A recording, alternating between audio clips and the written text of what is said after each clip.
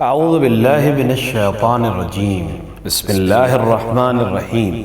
صدر اسلام کی ایک ایسی عظیم ذات جس کا کردار رہتی دنیا تک عالم اسلام کے لیے بہترین نمونہ عمل ہے، وہ جناب ابو طالب علیہ السلام کی ذات بابرکت ہے۔ یہ وہ عظیم شخصیت ہیں جنہوں نے اس وقت اسلام اور رسول اسلام حضرت محمد مصطفیٰ صلی اللہ علیہ وآلہ وسلم کی مکہ مکرمہ میں کھل کر حمایت کی جب اسلام کے منکر اور رسول کے دشمن بہت تھے۔ حضرت ابو طالب علیہ السلام میلاد النبی سے 35 برس قبل مکہ مکرمہ میں پیدا ہوئے۔ آپ کے والد ماجد سید البطحہ ساقی الحجیج حافر زمزم جناب عبد المطلب علیہ السلام تھے، اور والدہ ماجدہ جناب فاطمہ بنت عمرو بن عائد مخزومی تھی۔ کتاب تاریخ میں آپ کے دو نام عبد مناف اور عمران بیان ہوئے ہیں۔ آپ کے بڑے فرزند کا نام طالب تھا، اس لیے ابو طالب کے کنیت سے آپ کو زیادہ شہرت حاصل ہوئی۔ خداوند عالم سورہ آل عمران آیت نمبر 164 میں ارشاد فرماتا ہے کہ یقیناً خدا نے صاحبان ایمان پر احسان کیا ہے کہ ان کے درمیان انہی میں سے ایک رسول بھیجا جو ان پر آیات الہی کی تلاوت کرتا ہے، انہیں پاکیزہ بناتا ہے اور کتاب و حکمت کی تعلیم دیتا ہے، اگرچہ یہ لوگ پہلے سے بڑی کھلی گمراہی میں مبتلا تھے۔ بے شک جناب ابو طالب علیہ السلام اس مومن گھرانے اور پاکیزہ نسل میں پیدا ہوئے جن کے ایمان کو مذکورہ آیت میں اللہ نے بیان کیا، کیونکہ یہ وہی گھرانہ ہے جو خلیل خدا جناب ابراہیم علیہ السلام کی نسل سے ہے اور ان کی ذریت ہے۔ یہ ایسی پاکیزہ نسل ہے کہ کفر اور شرک کی غلاظت نے کبھی بھی ان کے ایمان کو متاثر نہ کیا، اور نہ ہی شراب اور زنا اور جوئے جیسی گندگیاں ان کے اعمال کے قریب آ سکتی۔ کفر و الحاد و جاہلیت کے اس دور ظلمت میں یہ نسل دین حنیف ابراہیم پر قائم توحید الہی سے اپنے وجود کو منور کیے ہوئے تھی۔ جناب ابو طالب علیہ السلام تنگ دستی کے باوجود مکہ مکرمہ کی ایک باوقار شخصیت تھے۔ آپ کی سخاوت زبازد خاص و عام تھی، حاجیوں کی میزبانی اور ان کی سقائیت آپ ہی کے ذمہ تھی۔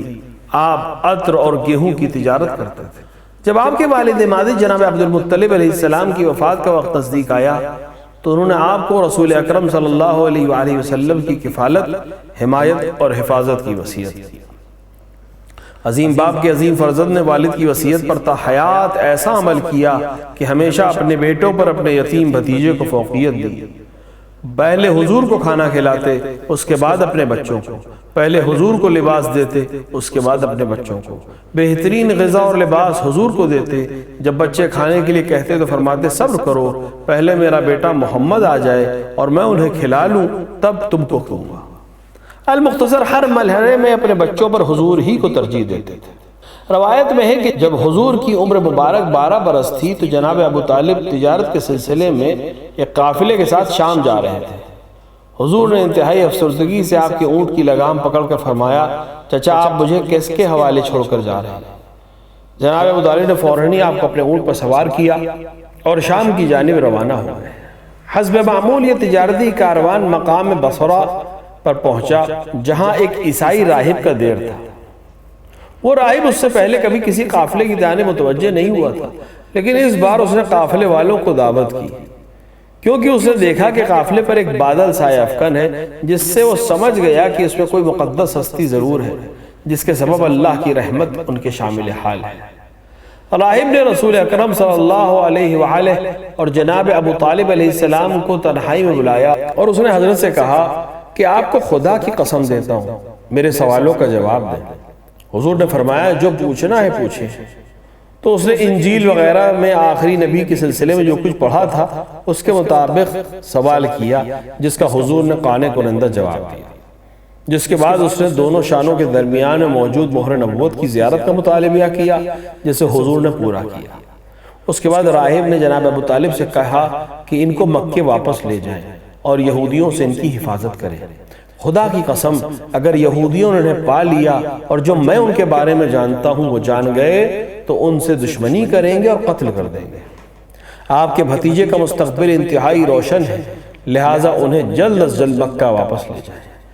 جناب ابو طالب علیہ السلام نے ایسے موقع پر نعت رسول مقبول میں اشعار کہے جن کے دو شعر ملاحظہ ہوں: ان ابن آمن عن نبی محمد عندی یفوق منازل الاولاد لما تعالق بالزمام رحمتی والعیش قد قصلنا بالاوزاد.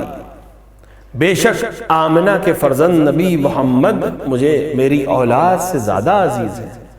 سفر کے ہنگام میرے اونٹ کی لگام انہوں نے ایسے پکڑی جیسے درخت کی بیل لپٹ جاتی ہے تو میں نے ان پر شفقت کی.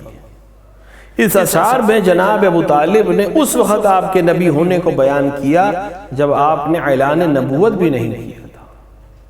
جب حکم خدا سے حضور نے اعلان اسلام کیا تو ان کی جناب ابو طالب نے مکمل حمایت کی.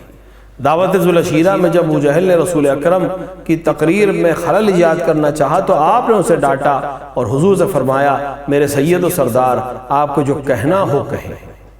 اعلان اسلام کے بعد کفار و مشرکین کی دشمنیوں اور دھمکیوں کے سامنے آپ کی ذات حضور کے لیے پناہ گاہ ہو گئی. آپ نے کھل کر حضور کی حمایت کی اور اس سلسلے میں نہ کسی دشمن کی دشمنی کی پرواہ کی اور نہ ہی کسی ملامت کرنے والے کی ملاوت کی پرواہ کی. دشمنوں نے ہر طرح سے کوشش کی وہ کسی طرح رسول کو آپ سے الگ کر دیں، لیکن آپ نے ان کی ہر پیشکش کو ٹھکرا دیا.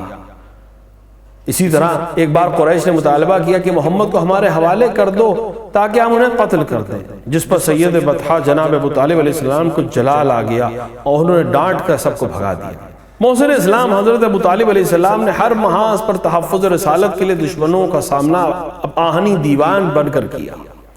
بعثت کے چھٹے برس رسول اکرم صلی اللہ علیہ وآلہ وسلم کے دوسرے چچا سید الشہداء حضرت امیر حمزہ علیہ السلام نے بھی اعلان اسلام کرتے ہوئے اپنے بڑے بھائی جناب ابو طالب علیہ السلام کی طرح اسلام اور رسول کے مکمل حمایت و حفاظت کا اظہار کر دیا، جس سے دشمنوں کے خیموں میں ہلچل مچ گئی.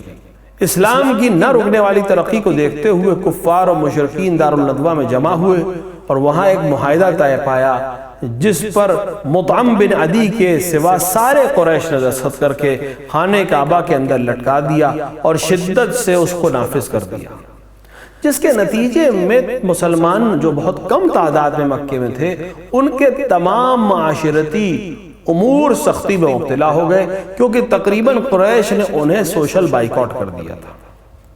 ایسے خطرناک موقع پہ حضرت ابو طالب علیہ السلام رسول اکرم اور ان کے حامیوں کو لے کر شیب ابو طالب میں چلے گئے، جہاں 3 سال تک اللہ والوں نے انتہائی پرمشقت زندگی بسر کی، حتی فاقے تک کیے، پیٹ کی آگ بجھانے کے لیے درختوں کے پتے تک چبائے. رات کی تاریکی میں جب شیب ابو طالب میں بھوک اور پیاس سے تڑپتے کمسن بچے گریا کرتے تھے تو ان کی آوازیں قریش کے کانوں سے ٹکراتی تھی، جس سے وہ سو نہیں پاتے تھے، لیکن اس کے باوجود ان سنگ دلوں نے کوئی رحم نہ کیا اور نہ ہی مروت سے کام لیا. 3 سال تک جناب ابو طالب نے شیب ابو طالب میں رسول اکرم صلی اللہ علیہ وآلہ کی حفاظت کے لیے ان کے بستر پر اپنے فرزند مولا علی علیہ السلام کو لٹایا تاکہ اگر دشمن اچانک حملہ کر دے تو اللہ کے نبی بچ جائیں اور خود ان کا بیٹا شہید ہو جائے. ایک دن مدینۃ العلم رسول اکرم صلی اللہ علیہ وآلہ نے فرمایا کہ جو معاہدہ قریش نے لکھا تھا اسے دیمک چاٹ گئی ہے سوائے نام خدا کا، اور اس پر کچھ بھی باقی نہیں. یہ سنتے ہی کامل الایمان حضرت ابو طالب علیہ السلام شیب سے نکل کر قریش کے پاس گئے اور ان کو یہ خبر دی.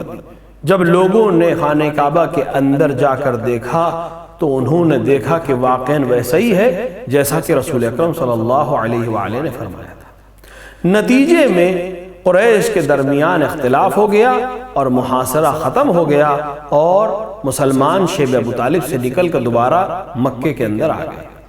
شیب ابو طالب سے واپس آنے کے بعد مصائب اور مشکلات نے آپ کو کافی کمزور کر دیا تھا اور 26 رجب المرجب سن 10 بعثت کو آپ اس دنیا سے رخصت ہو گئے.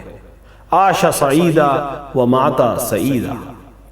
لیکن افسوس صد افسوس زمانے کی ستم ظریفی اور عالم اسلام کی احسان فراموشی پر کہ جس ذات نے ہر محاذ پر اسلام کی حمایت کی، رسول اکرم صلی اللہ علیہ وآلہ وسلم کی ہر موقع پر حفاظت اور حمایت کی، نہ صرف خود بلکہ اپنی اولاد کو بھی اسی فداکاری اور قربانی کا حکم دیا، اور تاریخ گواہ ہے کہ اولاد ابو طالب ہی نے اپنی جان قربان کر کے اسلام کی تبلیغ اور تحفظ کیا، کہ اگر ابو طالب اور ان کی اولاد کی قربانیاں نہ ہوتی تو آج اسلام باقی نہ رہتا۔ لیکن افسوس، باز بصارت اور بصیرت سے محروم اس قابل الایمان کے ایمان پر شک کرتے ہیں۔ بارگاہ خداوندی میں حضرت ابو طالب علیہ السلام کا واسطہ دے کر دست پہ دعا ہیں کہ خدا ہمیں اپنے رسول، اپنے اولیاء اور اپنے خاص بندوں کی معرفت عطا فرمائے، آمین یا رب العالمین۔